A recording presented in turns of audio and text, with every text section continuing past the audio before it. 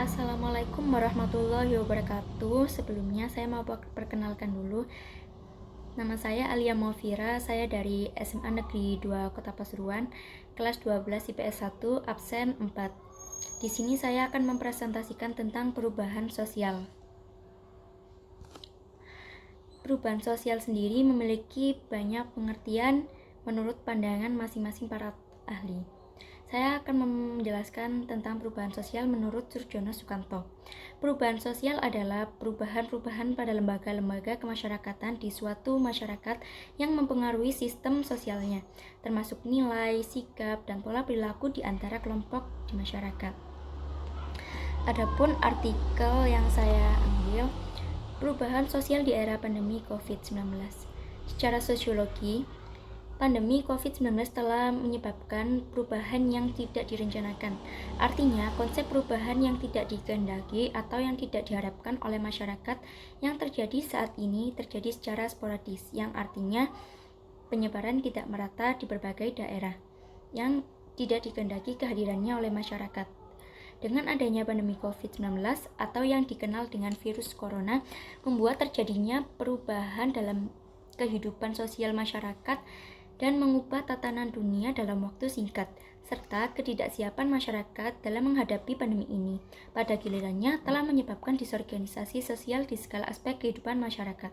Lebih jauh, kondisi masyarakat yang belum siap menerima perubahan akibat pandemi COVID-19 tentu dapat mengoyahkan nilai dan norma sosial yang telah berkembang di masyarakat selama ini. Teori pola perubahan sosial di era pandemi ini meliputi teori perkembangan. Teori ini menjelaskan bahwa perubahan dapat diarahkan ke titik tujuan tertentu, seperti perubahan dari masyarakat tradisional ke masyarakat modern yang kompleks. Ragam persoalan yang ada telah menghadirkan desakan transformasi sosial di masyarakat.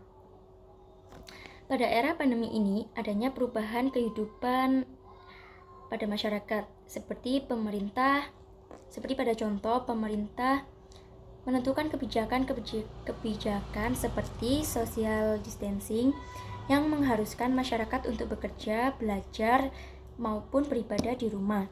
Dengan adanya kebijakan pembelajaran jarak jauh maupun bekerja secara jauh, bahkan berhubungan sosial jarak jauh, mengharuskan dan menggantungkan teknologi seperti smartphone, laptop, atau komputer untuk sebagai perantara interaksi sosial masyarakat di era pandemi ini. Teknologi informasi yang selama ini digunakan masyarakat untuk mendapatkan dan mengelola informasi menjadi kebutuhan utama dalam menghadapi penormalan baru ini. Yang dulunya sekolah secara tatap muka, sekarang karena adanya pandemi diadakan kebijakan seperti work from home atau pembelajaran jarak jauh secara virtual. Hal itu mengharuskan menggunakan teknologi agar tetap berjalannya hubungan sosial, maka diadakannya secara serba virtual. Mau tidak mau, dengan adanya keadaan ini, secara tidak langsung masyarakat tradisional mau tidak mau mengubah hidupnya menjadi masyarakat modern yang mengenal teknologi. Teori-teori modern mengenai perubahan sosial meliputi teori ketergantungan. Teori ini menjelaskan bahwa adanya pola ketergantungan antara masyarakat yang satu dengan masyarakat yang lainnya dalam kehidupan berbangsa di dunia.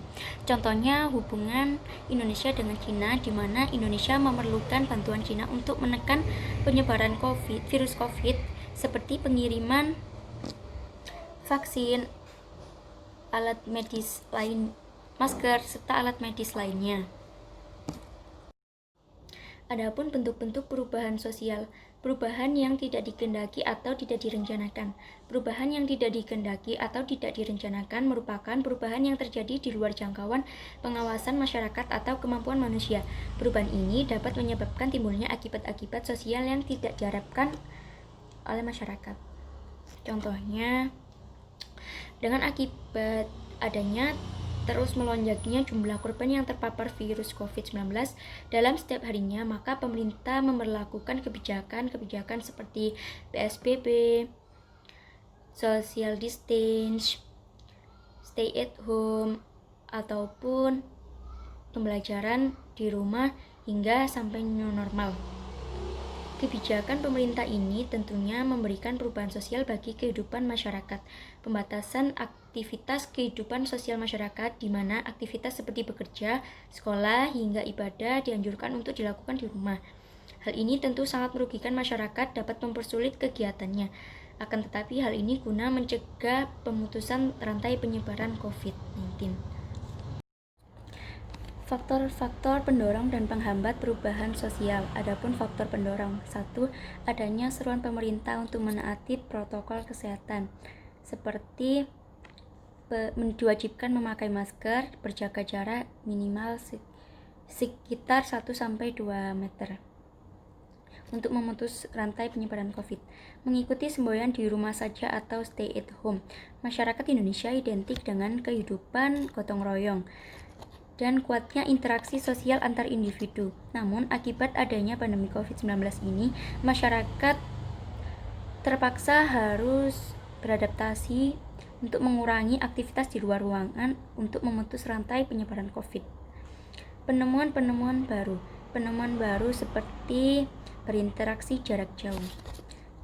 Faktor penghambat: 1. Berprasangka terhadap hal baru. Sebagian orang-orang tidak mempercayai bahwa virus itu ada, sehingga mereka dapat mempengaruhi masyarakat lain untuk menghiraukan protokol kesehatan. Hal itu dapat menjadi penyebab meningkatnya penyebaran virus serta perubahan masyarakat menjadi lebih baik. Kurang ketatnya aturan yang diberlakukan pemerintah untuk mencegah tidak adanya sanksi bagi masyarakat yang melanggar, tidak menaati protokol kesehatan. Kurangnya hubungan dengan masyarakat lain. Kebijakan social distancing telah mengubah bentuk ragam perilaku masyarakat yang kemudian mengharuskan adanya jarak fisik dalam proses interaksi sosialnya. Berikut sumber yang saya cantumkan untuk artikel, selebihnya saya mencari di web lain dan menggabungkannya. Sekian dan terima kasih. Apabila ada salah kata, mohon maaf. Wassalamualaikum warahmatullahi wabarakatuh.